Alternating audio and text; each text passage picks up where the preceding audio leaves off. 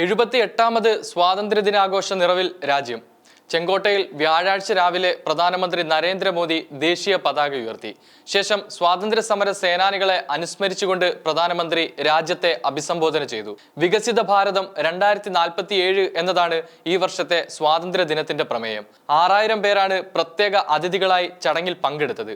യുവാക്കളും വിദ്യാർത്ഥികളും ഗോത്ര വിഭാഗത്തിൽപ്പെട്ടവരും കർഷകരും സ്ത്രീകളുമെല്ലാം പ്രത്യേക അതിഥികളുടെ കൂട്ടത്തിലുണ്ടായിരുന്നു. പാരീസ് ഒളിമ്പിക്സിൽ ഇന്ത്യയെ പ്രതിനിധീകരിച്ചവരും ചടങ്ങിൽ ഉൾപ്പെട്ടു.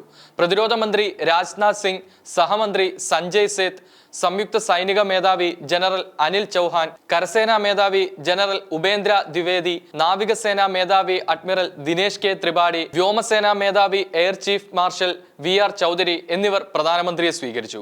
ജമ്മുവിലെ ഭീകരാക്രമണങ്ങളുടെ പശ്ചാത്തലത്തിൽ കനത്ത സുരക്ഷയാണ് ഡൽഹിയിൽ ഒരുക്കിയിരിക്കുന്നത്. കൊളോണിയൽ ഭരണത്തിൽ നിന്നുള്ള മോചനത്തിന് നടത്തിയത് നീണ്ട പോരാട്ടമാണെന്ന് പ്രധാനമന്ത്രി പറഞ്ഞു.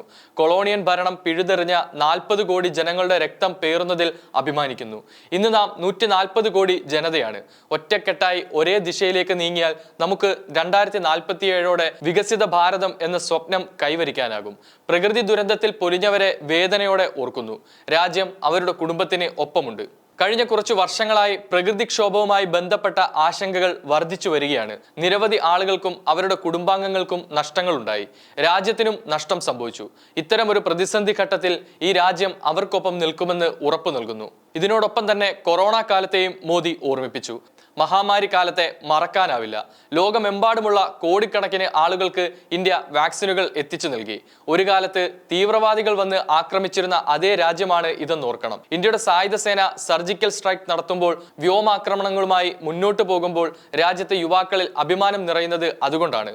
വിനോദസഞ്ചാരം, വിദ്യാഭ്യാസം, ആരോഗ്യം, ഗതാഗതം, കൃഷി എന്നിങ്ങനെ ഏത് മേഖലയിലായാലും അതിവേഗത്തിൽ പുത്തൻ സംവിധാനങ്ങൾ സൃഷ്ടിക്കപ്പെടുന്നു. സാങ്കേതിക വിദ്യ കൃത്യമായി സമന്വയിപ്പിച്ച് മുന്നോട്ട് പോവുകയാണ് വേണ്ടതെന്നും പ്രധാനമന്ത്രി പറഞ്ഞു.